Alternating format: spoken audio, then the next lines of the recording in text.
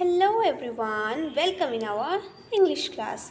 आज हम इंग्लिश की क्लास में लेसन नंबर 15 है हमारा इंग्लिश की बुक का, the will of the merchant. इसे हम रीड करने वाले हैं।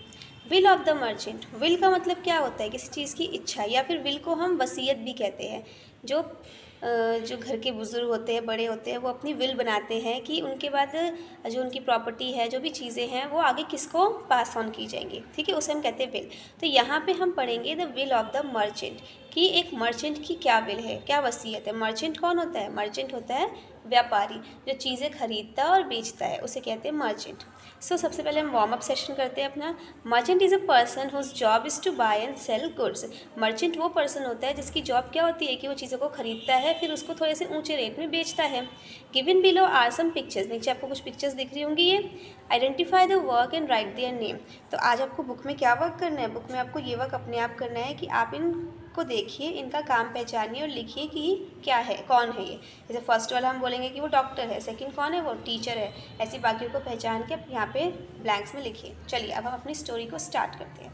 ध्यान से सुनेंगे और समझेंगे कि स्टोरी में हमें बताना क्या चाह रहे हैं।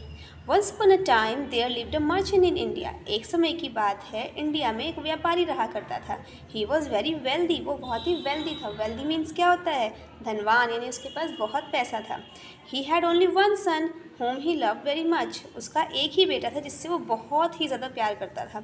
The son grew up to become a bright young man। और उसका बेटा जो था वो बड़ा हो गया और अब वो बहुत ही ज़्यादा सुंदर और यंग था। He like to read good books and learn new things. जो मर्चेंट था, जो व्यापारी था, उसके बेटे को बुक्स पढ़ना और नई नई चीज़ें सीखना बहुत पसंद था। एट द एज ऑफ 20, जब उसका बेटा, मर्चेंट का बेटा जो था वो 20 ईयर्स का हुआ, 20 साल का हुआ, the merchant sent him Greece to study. Merchant ने क्या किया? मर्चेंट ने अपने बेटे को पढ़ने के लिए कहाँ भेज दिया? ग्रीस। ग्रीस है क्या है? एक फॉरेन कंट्री है, ठीक है, जहाँ पे व्यापारी ने अपने बेटे को आगे की पढ़ाई के लिए भेज दिया। वाइल ही वॉज अवे, जब उसका बेटा उससे दूर था, पढ़ाई कर रहा था विदेश में जाके, the merchant fell ill. Merchant की तबीयत ख़राब हो गई। He knew that his end was near. और मर्चेंट की तबीयत इतनी ख़राब हो गई थी कि मर्चेंट को पता चल गया था कि अब मैं बहुत जल्द क्या करने वाला हूँ? मरने वाला हूँ। He didn't want to disturb his son in his studies. लेकिन वो अपने बेटे को उसकी पढ़ाई के बीच में परेशान नहीं करना चाहता था। Moreover he had very little time and in any case he would not be able to see his son. लेकिन उसको ये बात पता थी कि उसके पास बहुत कम टाइम बचा है और शायद वो अपने बेटे को कभी देख भी नहीं पाएगा, और वो अपने बेटे को डिस्टर्ब भी नहीं करना चाहता था, इसलिए अपने बेटे को बताया भी नहीं उसने कि उसकी तबीयत बहुत ख़राब है। He was to worried about his property and his wealth. उसको अब चिंता, वरीड मतलब क्या होता है? चिंता होना या परेशानी होना। अब उसे किसकी चिंता होने लग गई? जो उसके पास इतनी प्रॉपर्टी थी, इतना पैसा था, उसको चिंता होने लग गई कि अब मैं इस प्रॉपर्टी और इस पैसे का क्या करूँगा, क्या होगा मेरे प्रॉपर्टी और मेरे पैसे का। There was no one in the house except his servant. घर में सर्वेंट के अलावा और कोई भी नहीं था। सर्वेंट कौन होता है? जो देखभाल करता है, जिसे हम नौकर भी कहते हैं, ठीक है। तो घर में जो था मर्चेंट के नौकर के अलावा और कोई नहीं था। He was in dilemma. Dilemma मतलब क्या होता है? अब मर्चेंट जो था वो डिलेमा में था। डिलेमा मतलब क्या होता है? दुविधा। अब वो दुविधा में पड़ गया, weather his servant would honestly look after his property for his son और नॉट। अब वो दुविधा में क्या पड़ गया कि क्या मेरे मरने के बाद अगर मेरा ये सर्वेंट यहाँ रहेगा तो क्या ये मेरी प्रॉपर्टी की देखभाल करेगा मेरे बेटे के आने तक, वो भी ईमानदारी के साथ। ऐसा भी तो हो सकता है कि वो सब कुछ अपने नाम कर ले, फिर अपने मेरे बेटे को कुछ भी ना दे। तो वो उस दुविधा में पड़ गया कि क्या ये सर्वेंट पूरी ईमानदारी के साथ मेरी प्रॉपर्टी का ध्यान रखेगा मेरे बेटे के आने तक। However there was no other way. हालांकि अब उसके पास कोई और रास्ता बचा ही नहीं था, क्योंकि उसके पास और कोई था ही नहीं जिसको वो अपनी प्रॉपर्टी दे के जा सके। He thought for a while, उसने कुछ देर तक सोचा, and then decided to make a bequest. और उसने सोचा कि अब वो एक बिक्वेस्ट बनाएगा। बिक्वेस्ट का मतलब क्या होता है? वसीयत बनाना, ठीक है। मरने से पहले वसीयत बनाना कि क्या चीज़ किसके नाम पे जाएगी, क्या चीज़ किसको मिलेगी, उसको कहते हैं bequest. In his bequest he gave all his property to his servant. अपने बिक्वेस्ट में, अपनी वसीयत में, उसने अपनी सारी की सारी प्रॉपर्टी किसके नाम कर दी? अपने सर्वेंट के नाम कर दिया, अपने सर्वेंट यानी कि अपने नौकर के नाम कर दी। And did not leave anything for his son, और अपने बेटे के लिए कुछ भी नहीं छोड़ा। अपनी वसीयत में उन्होंने सारी चीज़ें, जितनी भी उनकी प्रॉपर्टी थी, उनका पैसा था, उन्होंने किसके नाम कर दी? अपने सर्वेंट के नाम कर दी, और अपने बेटे के लिए उन्होंने कुछ भी नहीं छोड़ा। ही इंक्लूडेड अ क्लॉज, क्लॉज मतलब क्या होता है? खंड, यानी कि लास्ट में उन्होंने कुछ ऐड किया। जैसे वसीयत इतनी बड़ी बनी है तो लास्ट में एक छोटा सा बॉक्स होता है, छोटा सा कुछ होता है उसमें, उसे कहते हैं क्लॉज, लास्ट में, ठीक है। तो लास्ट में उनका एक क्लॉज था एट द बॉटम, बॉटम मतलब नीचे की तरफ। बिक्वेस्ट, बिक्वेस्ट यानी अभी आपका बताया था मैंने वसीयत, वसीयत के लास्ट में छोटे से बॉटम में नीचे की तरफ एक क्लॉज था, यानी कि एक लाइन लिखी हुई थी। क्या था? My son can take one thing from my property, मेरा बेटा, मतलब सब कुछ तो सर्वेंट के नाम कर दिया है, उन्होंने लिखा कि मेरा बेटा मेरी प्रॉपर्टी में से सिर्फ कोई एक चीज़ ले सकता है। Whoever heard of the bequest was amazed, जिसने भी ये वसीयत सुनी वो ये वसीयत सुनने के बाद हैरान रह गया कि मर्चेंट ने ये क्या किया। मर्चेंट ने सारी प्रॉपर्टी तो अपने नौकर के नाम कर दी और अपने बेटे को क्या दिया? कुछ भी नहीं दिया, बस क्या बोला कि वो कोई एक चीज़ ले सकता है। अब आगे रीड करते हैं। आफ्टर अ फ्यू डेज, कुछ दिनों के बाद, द मर्चेंट डाइड, मर्चेंट की डेथ हो गई, मर्चेंट मर गया। The servant was now the owner of his masters property, अब जो उनका सर्वेंट था, जो उनका नौकर था, अब वो अपनी मास्टर की प्रॉपर्टी का मालिक बन चुका था। He took good care of it, और उसने बहुत अच्छे से ख्याल रखा प्रॉपर्टी का, पैसों का, सबका अच्छे से ध्यान रखा। After some days Hira Lal the merchant son come to know of his father's death, अब बहुत कुछ दिन बीत जाने के बाद जो मर्चेंट का बेटा था, व्यापारी का बेटा था, जो विदेश गया हुआ था पढ़ने के लिए, जिसका नाम हीरा लाल था, बेटे का नाम क्या था? हीरा लाल, उसको पता चलता है अपने फादर की डेथ के बारे में। विद अ सैड हार्ट, दुखी मन से, ही केम बैक होम, वो वापस अपने घर आता है बहुत दुखी होकर। He was shock to see his father's bequest, in which, वो अपने पापा की, अपने फादर की वसीयत को देख के शॉक हो जाता है जब वो ये देखता है कि he had given all the property to his servant, कि उसके फादर ने अपनी सारी प्रॉपर्टी अपने सर्वेंट के नाम कर दी है। Hiralal new very well how much his father loved him, Hiralal को ये बात पता थी कि मेरे पापा मुझसे बहुत प्यार करते हैं। And was puzzled at this decision, और अपने पापा के लिए हुए इस डिसीजन के ऊपर वो पजल हो गया, यानी इसकी उलझन में पड़ गया कि आखिर कि मेरे फादर ने आखिर ऐसा फैसला क्यों लिया, सब कुछ नौकर के नाम क्यों किया, मेरे लिए कुछ क्यों नहीं छोड़ा। He was sure that there must be some reason behind his decision, उसको इस बात का पक्का यकीन था कि ज़रूर मेरे फादर ने ऐसा कुछ की, अगर ये चीज़ की है तो इसके पीछे ज़रूर कुछ ना कुछ रीज़न रहा होगा उनके इस डिसीजन के पीछे। He went to Sudhir who was a wise man, अब वो किसके पास गया?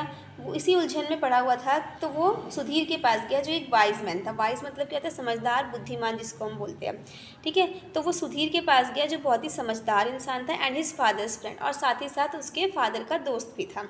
ही showed the bequest to him and said, बस जो हीरालाल था, मर्चेंट का बेटा था, उसने सुधीर को जाके क्या दिखाई? वसीयत दिखाई और कहा, my father love me very much, मेरे पापा मुझसे प्यार तो बहुत करते हैं। I was very close to him, मैं उनके बहुत करीब था।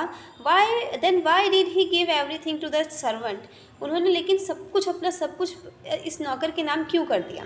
Sudhir listen to him patiently, patiently मतलब क्या होता है? ध्यान से, आराम से सुनना। वो सुधीर जो था वो उसकी बातों को बड़े ध्यान से और आराम से सुनता है। एंड नॉडेड, नॉडेड मतलब क्या होता है? नॉडेड का मतलब होता है सर को हिलाना, और बस उसकी बातों को सुन के वो अपना सर हिला रहा था। Hiralal expressed his grief and said, Hiralal जो था वो अपना ग्रीफ, ग्रीफ का एक तरह से मतलब कह सकते हैं कि गुस्सा, नाराज़गी, ठीक है। तो हीरालाल जो है वो बोलते बोलते अपनी नाराज़गी भी दिखा रहा था कि वो अपने फादर से थोड़ा सा नाराज़ भी हो गया था। And said that now he would have to work for his father servant, वो नाराज़ हो जाता है, अपनी नाराज़गी दिखाता है और बोलता है कि अब मुझे अपने नौकर के लिए काम करना पड़ेगा, मेरे पापा का जो नौकर था, हुआ करता था, मुझे उसके लिए काम करना पड़ेगा। Sudhir took the bequest from his hand, अब सुधीर जो था उसने उस मर्चेंट के बेटे के हाथ से वसीयत ली। Had a close look at it and read it carefully, और ध्यान से उसको देखा और उसको पढ़ा और बोला, your father love me very much, तुम्हारे फादर तुमसे बहुत प्यार करते हैं। He had thought it wisely before making his bequest, उन्होंने इस वसीयत को बनाने से पहले बहुत ही बुद्धिमानी से सब कुछ सोचा है। रीड द लास्ट लाइन, इसकी लास्ट लाइन ध्यान से पढ़ो जो लास्ट में लिखी है, and you will come to know, और तुम्हें ये पता चलेगा that he wanted you to be his heir, कि वो हमेशा से यही चाहते थे कि तुम उनके हेयर बने। हेयर मतलब कौन होता है, हिंदी में हम कहते हैं वारिस। वारिस का मतलब क्या हुआ कि अभी फादर हैं, फादर की डेथ के बाद सब कुछ चीज़ें जो है वो बेटे को मिलेंगी और बेटा सब चीज़ों का मालिक होगा। तो बोलते हैं कि तुम ध्यान से पढ़ो जो लास्ट लाइन में लिखा हुआ है, वो यही चाहते थे कि तुम उनके वारिस बनो। सुधीर सेठ। हीरालाल रिप्लाइड, अब ये बात सुनने के बाद हीरालाल बोलता है, I have read the bequest, मैं वसीयत पढ़ चुका हूँ। द लास्ट लाइन सेज, और लास्ट लाइन में ये लिखा है that I can take one thing from my father's property, मैं अपने पापा की प्रॉपर्टी में से सिर्फ कोई एक चीज़ ले सकता हूँ। As per the law of the land the master has full right over the property of the servant. अब जो सुधीर है वो उसको समझाता है, कहते हैं कि लॉ ऑफ द लैंड, यानी कि एक लॉ होता है लैंड का, उसके अकॉर्डिंग अगर हम देखें, लॉ मतलब होता है कानून, ठीक है, एक लैंड का कानून होता है, उसके मुताबिक master has full right over the property of this servant, कि मास्टर का यानी कि मालिक का पूरा हक होता है अपने नौकर की प्रॉपर्टी के ऊपर। As you are in the heir of this property, अब तुम उनके प्रॉपर्टी के क्या हो, वारिस हो, you can ask for the servant, तो तुम क्या कर सकते हो, तुम सर्वेंट मांग सकते हो, कोई एक चीज़ प्रॉपर्टी में से कोई एक चीज़ मांग सकता था ना वो जो उसका बेटा था।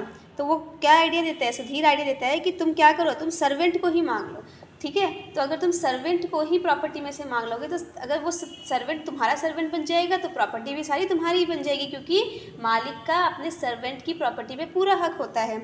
You shall then inherit all your father's property, say Sudhir. Sudhir बोलता है इस तरह से तुम्हें तुम्हारे पापा की सारी प्रॉपर्टी आराम से मिल जाएगी, ठीक है। उसने उसको क्या आइडिया दिया, उसने उसको आइडिया दिया कि तुम्हारे पापा सब कुछ अपने नौकर के नाम करके गए ना, तो नौकर भी क्या हुआ, नौकर भी तुम्हारे पापा की प्रॉपर्टी का ही हिस्सा हुआ। तो तुम कोई एक चीज़ अगर मांगना चाहते तो तुम क्या मांगो, तुम नौकर को ही मांग लो। अगर तुम नौकर को मांग लोगे तो नौकर के साथ साथ सारी चीज़ें जो भी हैं, प्रॉपर्टी, पैसा, वो सब भी तुम्हें मिल जाएगा। Hiralal have heaved a sigh of relief, sigh of relief का मतलब क्या होता है, सुकून की सांस लेना। अब वो सुकून की सांस लेता है और कहता है, ah now I know why my father made this bequest, अब मुझे पता चला कि क्यों मेरे फादर ने ये वसीयत बनाई थी।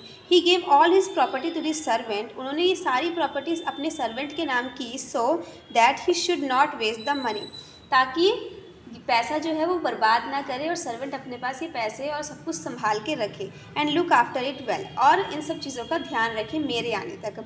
माई फादर, मेरे पापा, आई एम श्योर, मुझे यकीन है, wanted me to inherit his property, मेरे पापा मुझे यकीन है कि वो यही चाहते थे कि उनकी प्रॉपर्टी को मैं ही इनहेरिट करूँ। इनहेरिट का मतलब क्या होता है, विरासत में पाना, कि वो यही चाहते थे हमेशा से कि उनकी ये प्रॉपर्टी जो है उसको मैं ही अपनाऊँ, मुझे ही मिले। ऑफ कोर्स, हाँ ज़रूर, he did replied Sudhir with a smile, Sudhir smile करते हुए कहते हैं हाँ ज़रूर, वो यही चाहते थे। तो हमने स्टोरी को रीड किया कि विल ऑफ द मर्चेंट, कि मर्चेंट की विल क्या थी, मर्चेंट की विल यही थी कि उसका सारा जो भी वेल्थ है, जो भी पैसा है, प्रॉपर्टी है, वो किसको मिले, उसके बेटे को, लेकिन उसने उस चीज़ को थोड़ा सा घुमा के की, क्यों, क्योंकि बेटा उसके पास नहीं था। सो आई होप आप लोगों को ये स्टोरी समझ में भी आई होगी और थोड़ी बहुत मज़ेदार भी लगी होगी। तो अब नेक्स्ट क्लास में हम एक कुछ नई स्टोरी के साथ या फिर कुछ नए टॉपिक के साथ फिर मिलेंगे। तब तक के लिए एवरीवन गुड बाय।